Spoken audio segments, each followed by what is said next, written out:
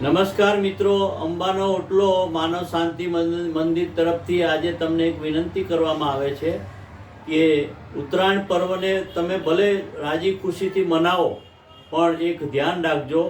સવારનો સમય, બપોરનો સમય અને રાત્રિ સાંજનો સમય જ્યારે પક્ષીઓ પોતાના માળા તરફ જતા હોય છે ત્યારે પોતાના બાળ બચ્ચા, એના બચ્ચા, નાના નાના બચ્ચા રાહ જોતા હોય છે. ત્યારે તમે થોડીક વાર શાંતિ રાખી અને પતંગને થોડી વાર લેટ ચગાવજો અને સાંજ પડે એ પહેલાં પતંગ ચગાવવાનું બંધ કરી દેશો તો પક્ષીઓ થોડા ઓછા ઘાયલ થશે.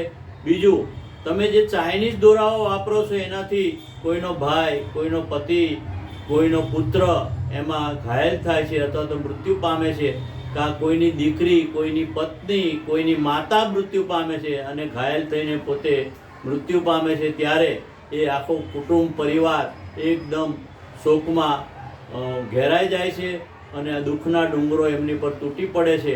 તો આવી બધી જે તકલીફો પેદા થાય છે એને આપણે પતંગના પર્વને ભલે મનાવીએ પણ કોઈના ઘરે માતમ ના થાય એટલું આપણે જાળવીશું અને ચાઇનીઝ દોરાનો બિલકુલ બહિષ્કાર કરી અને આપણે જે ઇન્ડિયન દોરા આવે એનો ઉપયોગ કરીશું તો આવા બધા જે મોટા અકસ્માતો છે એને આપણે ટાળી શકીશું અને કોઈની જિંદગી જે ખુશહાલ છે એમાં આપણે કોઈને વિઘ્ન નહીં પહોંચાડીએ. તો આપણે એટલી મારી વિનંતી છે અંબાના ઓટલા માનવ શાંતિ મંદિર તરફથી અંબાલાલની કે આટલું તમે ધ્યાન રાખી અને પતંગનો પર્વ તમે ખુશીથી મનાવજો.